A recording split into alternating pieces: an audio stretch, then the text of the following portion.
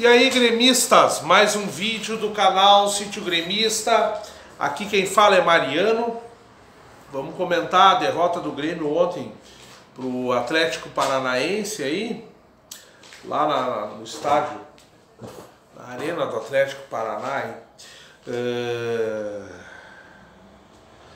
Primeiro vamos falar do jogo, vamos comentar tranquilo aí. Primeiro tempo aí o Grêmio tenta evoluir, tem seu futebol, né? Tenta tomar espaços do campo, apesar de eu ver um espaço muito grande entre o meio e o ataque. O Grêmio tem seu DNA, tem sua maneira de jogar, tenta implantar, fica numa briga de meio campo, onde o Atlético Paraná leva até uma leva vantagem, né? Muito rápido, muito perigoso. Os caras realmente parecem gostar de jogar bola, né? Mas o Grêmio ainda assim inferioridade no meio, não conseguindo ficar com a bola. A zaga do Grêmio muito sólida, Kahneman e Jeromel. Porque agora, esse Galhardo aí, isso é uma palhaçada, botar um cara desse. Bota qualquer jogador, e tem jogador pra ficar ali na posição. Ah, vai queimar o Galhardo. O Galhardo vai embora, uma puta que pariu, caralho. Não marca. É terrível esse animal em campo. Botar Rony em cima do Galhardo e deixar o jogo inteiro um duelo idiota desses. Pelo amor de Deus, é pra matar o torcedor do Grêmio. E ali começa, né, já uma grande vantagem, assim como a briga do Micão com o Cortez. Cortez muito bem defensivamente, mas é o Cortez. Não é complicado, pessoal. O Grêmio...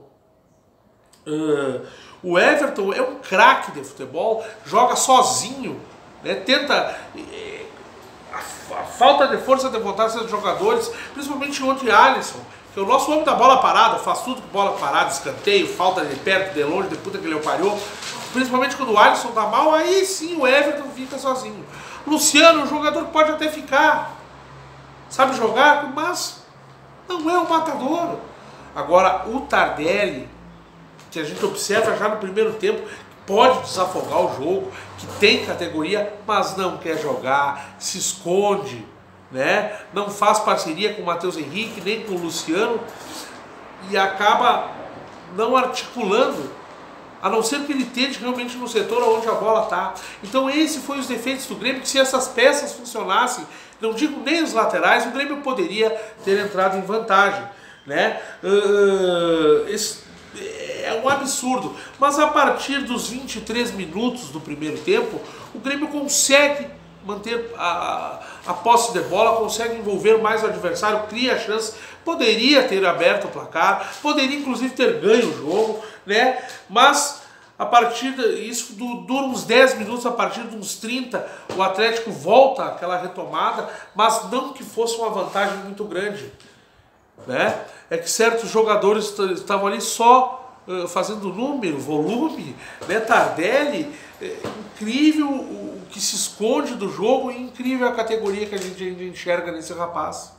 Apenas Everton, Cebolinha, né? Realmente tentando se esforçar. Alisson, volta a dizer, não estava num momento bom, né?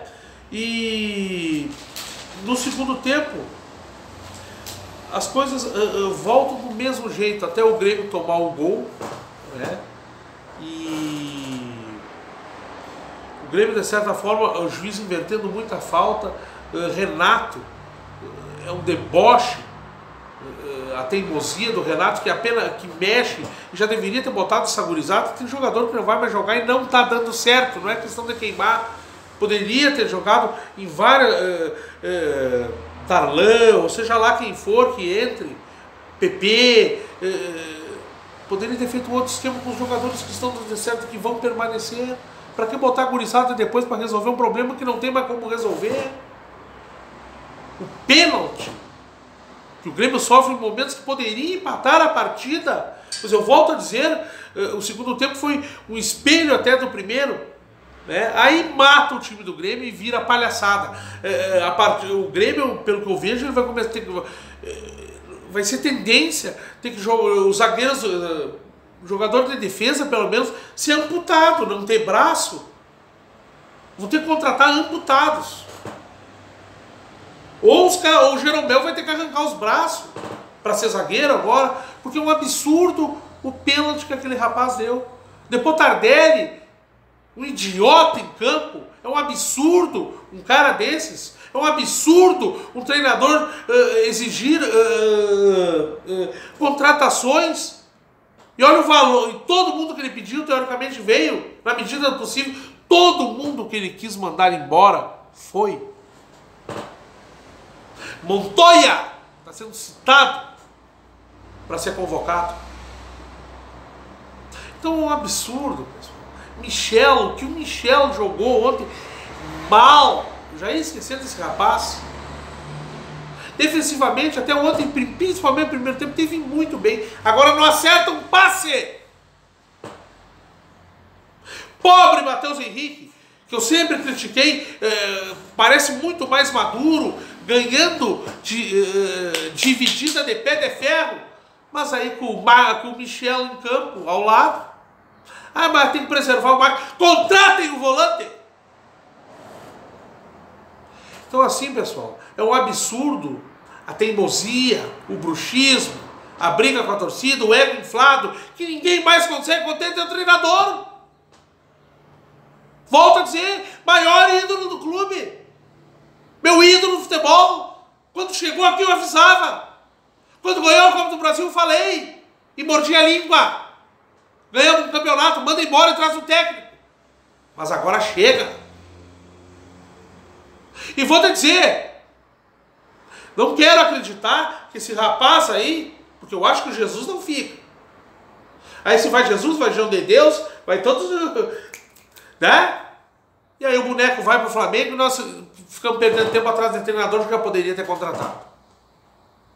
O que aconteceu ontem, aproveite, Grêmio, que tu ainda tem um DNA, uma maneira de jogar ainda é respeitado e os jogadores ainda querem vir. Os outros poderíamos ter ganho o jogo, se certas peças jogassem, o Grêmio tinha um volume bom de jogo, você tem uma maneira de jogar. Mas Tardelli, eu não falo dos laterais, o lateral é sabido. Então assim, ó, tá complicado. Ainda tem qualidade. Precisamos de renovação, ou que o Renato se renove. Agora chega de bruxismo. Estamos classificados. Estamos na Libertadores. Não podemos perder essa vaga de grupo. Porque senão fica aquela meia sola, caralho. Então vai pra Sul-Americana.